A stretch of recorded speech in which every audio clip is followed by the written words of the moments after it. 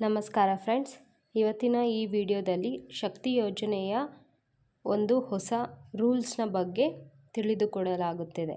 ಈ ವಿಡಿಯೋವನ್ನು ಕೊನೆವರೆಗೂ ನೋಡಿ ಮತ್ತು ಹಿಂದೆ ಅಪ್ಡೇಟ್ ಮಾಡಿಕೊಳ್ಳಿ.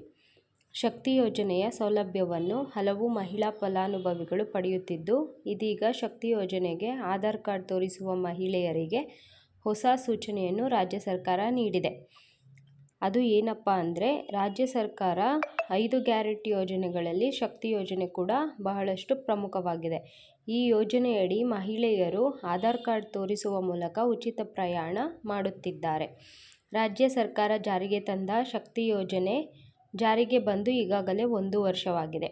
ಶಕ್ತಿ ಯೋಜನೆ ಬಂದ ನಂತರ ಬಸ್ಗಳಲ್ಲಿ ಪ್ರಯಾಣ ಮಾಡುವವರ ಸಂಖ್ಯೆ ಹೆಚ್ಚಾಗಿದೆ. ಈಗಲೂ ಗ್ರಾಮೀಣ ಭಾಗದ, ನಗರ ಭಾಗದ ಬಸ್ಗಳು ಭರ್ತಿಯಾಗಿಯೇ ಹೋಗುತ್ತಿವೆ.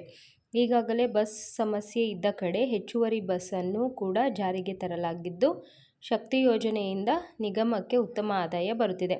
ಇದೀಗ ಸಾರಿಗೆ ಸಚಿವರಿಂದ ಮನವಿಯೊಂದು ಬಂದಿದ್ದು, ಮಹಿಳೆಯರು ಆಧಾರ್ ಕಾರ್ಡ್ ತೋರಿಸುವ ಮೂಲಕ ಉಚಿತವಾಗಿ ಪ್ರಯಾಣ ಮಾಡುತ್ತಿದ್ದಾರೆ. 10 ವರ್ಷದಿಂದ ಅಪ್ಡೇಟ್ ಆಗದ ಕಾರ್ಡ್ ತೋರಿಸದಂತೆ ಸೂಚನೆ ನೀಡಿದ್ದು, ಅಂತಹ ಆಧಾರ್ ಕಾರ್ಡ್ ಅಪ್ಡೇಟ್ ಮಾಡಿಸಿಕೊಳ್ಳಬೇಕು ಎನ್ನುವ ಮಾಹಿತಿಯನ್ನು ನೀಡಿದ್ದಾರೆ. ಹಾಗಾಗಿ ಆಧಾರ್ ಅಪ್ಡೇಟ್ ಆಗಿಲ್ಲದಿದ್ದರೆ ಅಪ್ಡೇಟ್ ಮಾಡುವ ಮೂಲಕ ಬಸ್ನಲ್ಲಿ ಉಚಿತ ಪ್ರಯಾಣ ಪಡೆಯಬಹುದು. ಇಂದು ಆಧಾರ್ ನವೀಕರಣ ಎನ್ನುವುದು ಅತಿ ಅಗತ್ಯವಾಗಿದ್ದು, ಸರ್ಕಾರ ಈ ಬಗ್ಗೆ ಅರಿವು ಮೂಡಿಸುತ್ತಲೇ ಬಂದಿದೆ. ಹೌದು, ಆಧಾರ್ ಕಾರ್ಡನ್ನು ಮಾಡಿ 10 ವರ್ಷ ಆಗಿದ್ದರೆ ಅದನ್ನು ನವೀಕರಿಸಬೇಕು. ಅದನ್ನು ಕಾರ್ಡ್ನಲ್ಲಿ ನಿಮ್ಮ ಹೆಸರು, ವಿಳಾಸ, ಮೊಬೈಲ್ ಸಂಖ್ಯೆ, ಇಮೇಲ್ ಐಡಿ, ಕಾರ್ಡನ್ನು ಅಪ್ಡೇಟ್ ಮಾಡಬಹುದಾಗಿದೆ.